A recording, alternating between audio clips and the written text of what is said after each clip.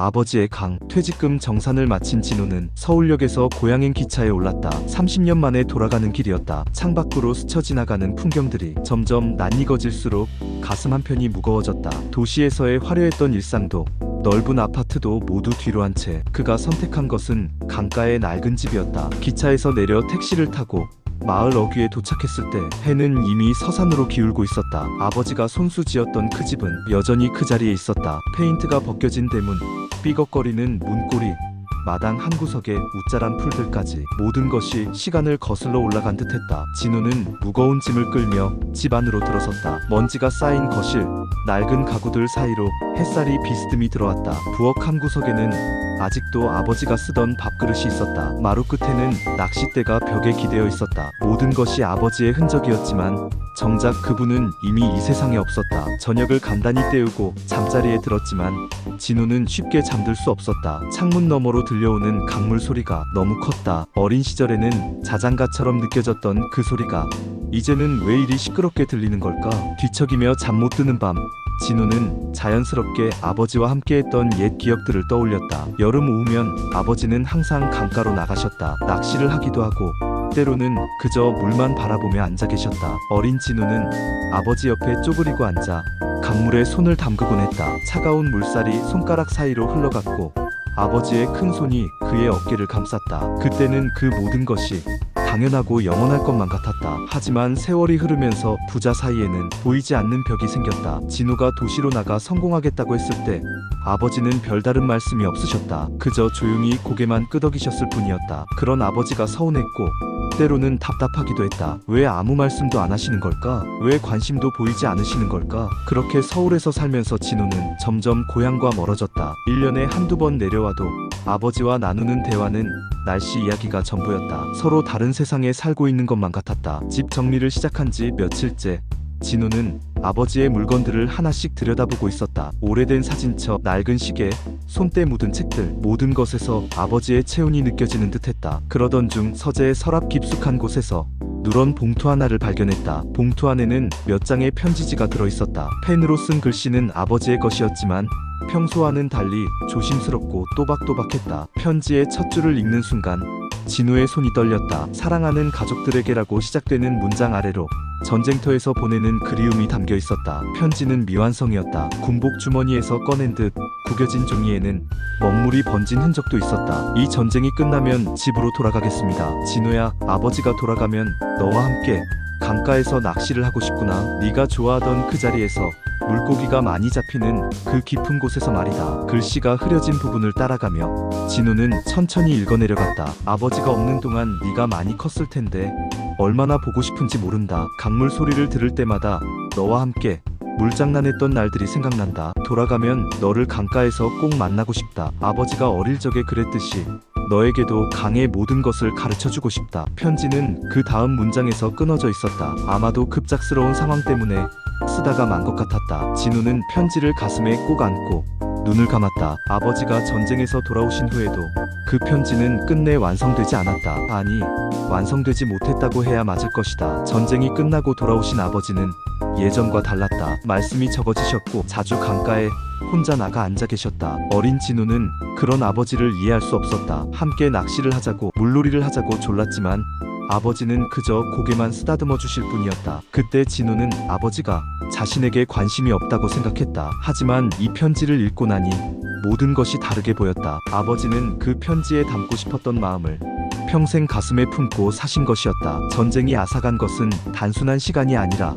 아버지와 아들 사이의 자연스러운 교감이었다. 돌아오고 싶었던 그 강가, 함께하고 싶었던 그 시간들, 아버지는 그 모든 것을 그리워하며 살아오셨던 것이다. 진우는 편지를 조심스럽게 접어서 가슴 주머니에 넣었다. 그리고 창문 너머로 흐르는 강물을 바라보았다. 어린 시절 아버지와 함께 바라보던 바로 그 강이었다. 강물은 여전히 같은 곳으로 흐르고 있었지만 이제 그 의미가 완전히 달라 보였다. 그것은 단순한 물줄기가 아니라 아버지의 그리움이 흘러가는 길이었다. 밤이 되어 잠자리에 들면서도 진우는 그 편지 구절을 되뇌었다. 돌아가면 너를 강가에서 꼭 만나고 싶다. 아버지는 결국 그 약속을 지키지 못하셨다. 아니, 지킬 기회를 놓치신 것이었다. 그리고 이제 진우 역시 자신의 아들과 같은 상황에 놓여 있었다. 집 앞에 검은색 승용차가 서 있는 것을 본 순간 진우는 심장이 뛰는 것을 느꼈다. 차에서 내리는 사람을 보고는 더욱 놀랐다. 도윤이었다. 몇 년 만에 보는 아들의 모습은 많이 달라져 있었다. 야위어 보이고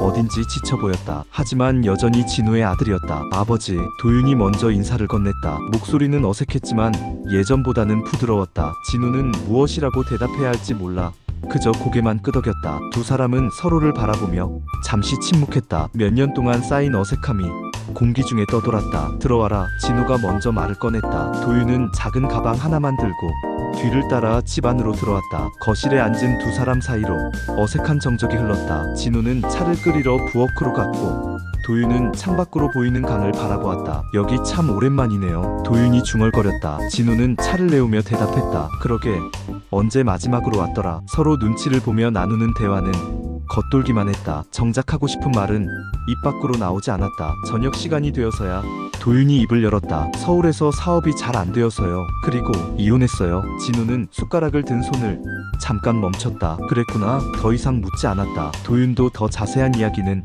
하지 않았다. 하지만 서로 무언가를 알아차렸다. 둘 다 인생의 어려운 시기를 지나고 있다는 것을. 식사 후 두 사람은 자연스럽게 강가로 나갔다. 해가 지고 있어서 강물이 붉게 물들어 보였다. 강 건너편에서는 물새들이 날아오르고 있었다. 진우와 도윤은 나란히 서서 같은 방향을 바라보았다. 말은 없었지만 적어도 같은 것을 보고 있다는 사실만으로도 위안이 되었다. 어렸을 때 여기서 많이 놀았는데. 도윤이 먼저 추억을 꺼냈다. 할아버지가 자주 데려오셨죠. 아버지는 항상 바쁘다고 하셔서 잘 못 왔지만. 그 말에 진우는 가슴이 찔렸다. 정말 그랬다. 일에 바빠서 돈을 벌어야 한다는 핑계로 아들과 함께할 시간을 미뤘다. 그렇게 미루고 미루다가 아들이 커버렸고 결국 서로 멀어져 버렸다. 할아버지는 참 많은 이야기를 해주셨어요. 강에 사는 물고기들 이야기, 옛날 마을 이야기들. 도윤의 목소리에는 그리움이 묻어 있었다. 저한테는 할아버지가 아버지 같았어요. 진우는 그 말을 듣고 마음이 아팠다. 자신이 아버지 역할을 제대로 하지 못했다는 것을 스스로도 알고 있었기 때문이다. 강물이 발밑을 스쳐 지나갔다. 어둠이 깔리면서 강물 소리가 더욱 또렷하게 들렸다. 두 사람은 여전히 말없이 서 있었다. 하지만 이상하게도 그 침묵이 불편하지만은 않았다. 몇 년 만에 같은 공간에 있다는 것, 같은 강물을 바라보고 있다는 것 자체가 의미 있게 느껴졌다. 당분간 여기 있어도 될까요? 도윤이 조심스럽게 물었다. 진우는 고개를 끄덕였다. 내 집이기도 하잖아. 간단한 대답이었지만 그 안에는 많은 의미가 담겨 있었다. 집으로 돌아가는 길에 두 사람의 발걸음은 조금 가벼워져 있었다. 이틀째 되는 아침, 도윤이 먼저 강가로 나갔다. 진우는 커피를 들고 뒤따라 나가서 아들 옆에 앉았다. 아침 햇살이 강물을 반짝이게 만들었고 새들이 지저귀는 소리가 평화로웠다. 도윤은 물끄러미 강물을 바라보다가 입을 열었다. 아버지, 제가 7살 때 일 기억하세요? 진우는 고개를 갸웃했다. 어떤 일? 여기서 아버지랑 강을 건넜던 날이요. 할아버지가 병원에 계실 때였어요. 도윤의 목소리에는 특별한 감정이 담겨 있었다. 진우는 천천히 그때를 떠올려 보았다. 아, 그때. 진우도 기억이 났다. 아버지 병문안을 가던 길이었지. 하지만 도윤이 기억하는 그날과 진우가 기억하는 그날은 사뭇 달랐다. 도윤은 그날을 이렇게 기억하고 있었다. 아버지 손을 잡고 징검다리를 건너는데 중간에서 발을 헛디뎠다. 물에 빠질 뻔한 순간 아버지가 확 잡아당겼다. 그런데 그때 아버지가 화를 냈다. 조심하라고 했잖아. 그때 아버지가 저한테 화를 내셨어요. 겁이 나서 울었는데 아버지는 그냥 앞서가셨죠. 도윤의 목소리가 조금 떨렸다. 그 이후로 아버지가 무서웠어요. 항상 제가 뭘 잘못할까봐 걱정했고요. 진우는 그 말을 듣고 놀랐다. 자신의 기억은 전혀 달랐기 때문이다. 진우가 기억하는 그날은 이랬다. 도윤이 징검다리에서 발을 헛디뎌 물에 빠질 뻔했을 때 자신은 얼마나 놀랐는지 몰랐다. 아들을 잡아당기면서 가슴이 철렁했다. 만약 놓쳤다면, 만약 아들이 다쳤다면 어떻게 했을까? 그 생각에 무서워서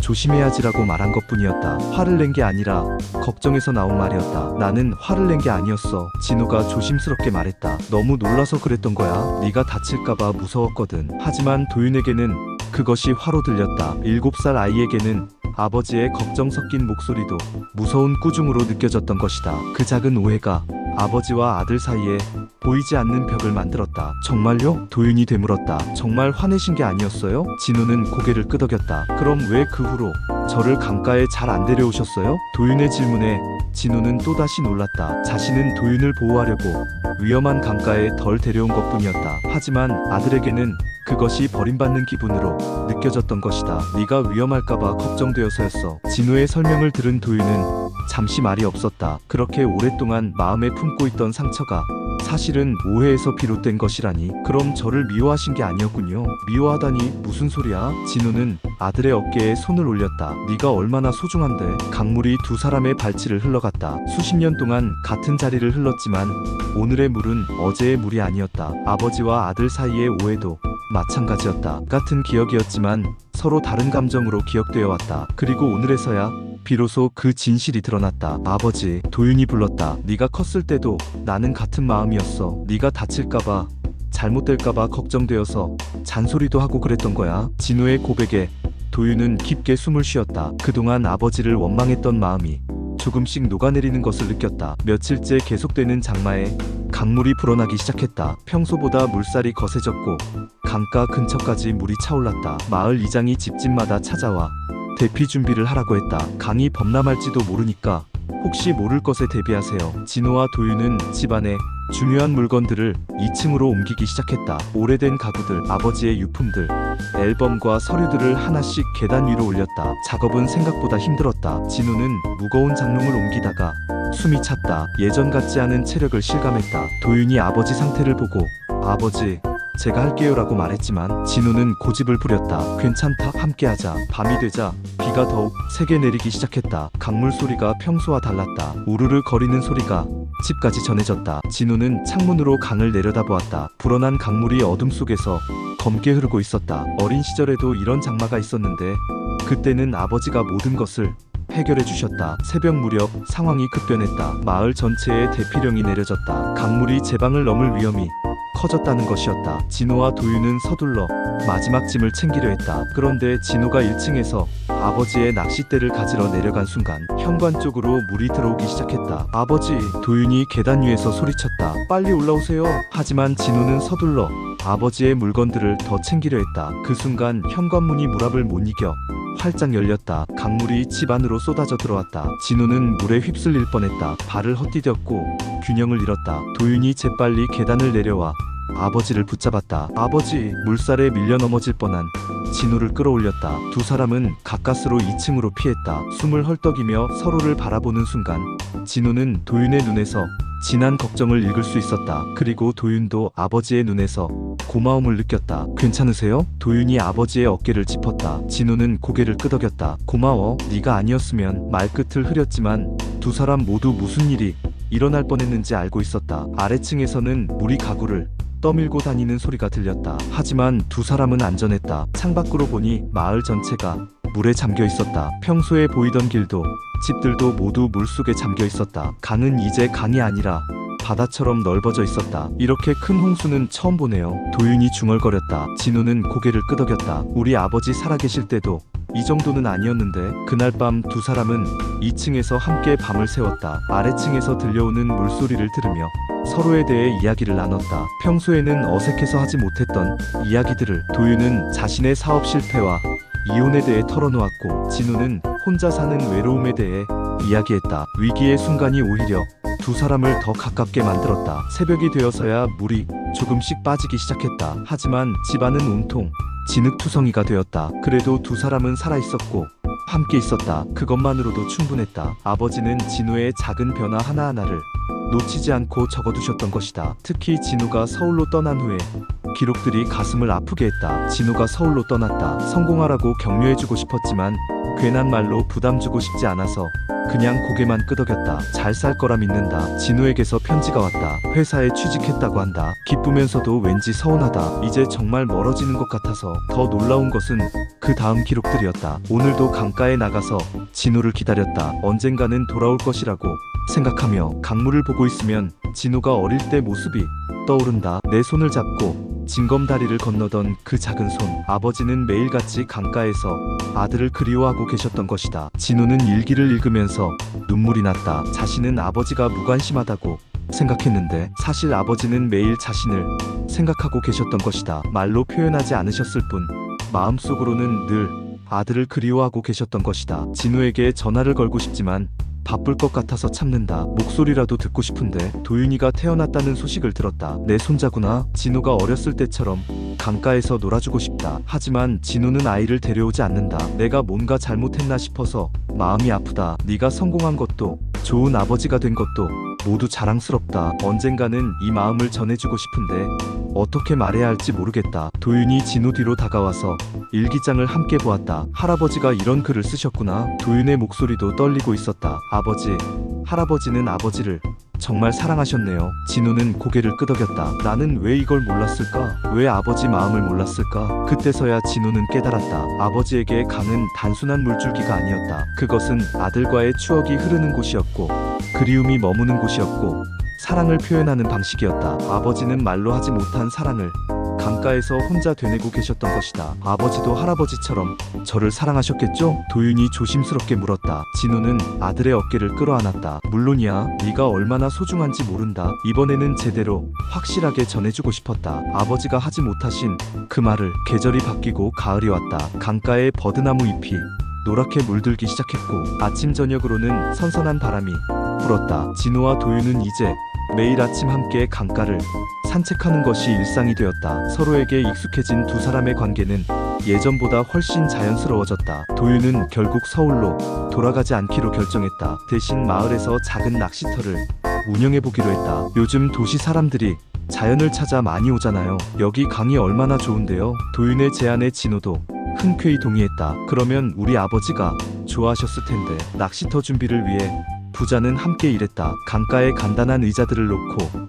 낚시 도구들을 정리했다. 아버지의 낡은 낚싯대들도 다시 손질해서 손님들이 쓸 수 있게 만들었다. 할아버지가 쓰시던 것들이 다시 새로운 역할을 하게 된 것이다. 첫 손님은 서울에서 온 가족이었다. 아버지와 어린 아들이 함께 왔는데 아이가 처음 보는 강물에 신기해하는 모습이 예전의 도윤과 닮아 있었다. 진호는 그들에게 낚시 방법을 알려주었고 도윤은 아이와 함께 물가에서 놀아주었다. 할아버지, 물고기 언제 잡혀요? 아이가 물었다. 진호는 웃으며 대답했다. 조금만 기다려봐. 물고기들이 네가 착한 아이인지 지켜보고 있어. 아이는 고개를 끄덕이며 더욱 집중해서 낚싯대를 들고 있었다. 그 모습을 보는 진호의 마음이 따뜻해졌다. 저녁이 되어 손님들이 돌아간 후 진호와 도윤은 강가에 앉아 하루를 정리했다. 오늘 하루 어땠어? 진호가 물었다. 좋았어요. 사람들이 좋아하는 모습 보니까 뿌듯하더라고요. 도윤이 대답했다. 할아버지도 이런 기분이셨을까요? 그러셨을 거야. 아버지는 강을 정말